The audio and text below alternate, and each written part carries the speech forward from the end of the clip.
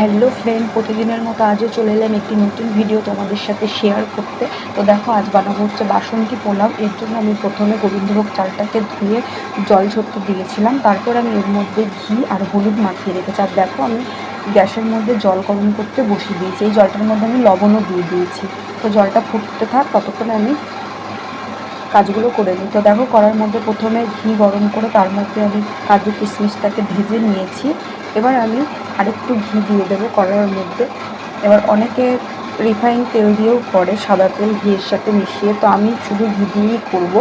তো দেখো, যে ঘিটা দিয়ে দিলাম। গরম হওয়ার পর আমি একটা তেজপাতা, কিছু পরিমাণে গোটা গরম মশলা আর থেতো করে রাখা আদাটাকে এর মধ্যে দিয়ে দেবো। তোমরা চাইলে আদা বাটাও দিতে পারো।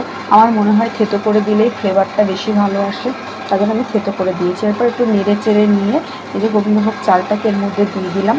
দিয়ে এবার আমি কিছুক্ষণ কষিয়ে নেব, এটাকে মিডিয়াম ফ্লেমে রেখে কষিয়ে নেব।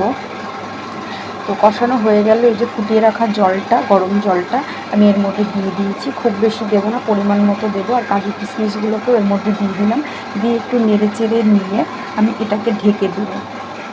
আমি ঢেকে গ্যাসের ফ্লেমটাকে একদম লো ফ্লেমে করে দেবো 10-15 মিনিটের জন্য।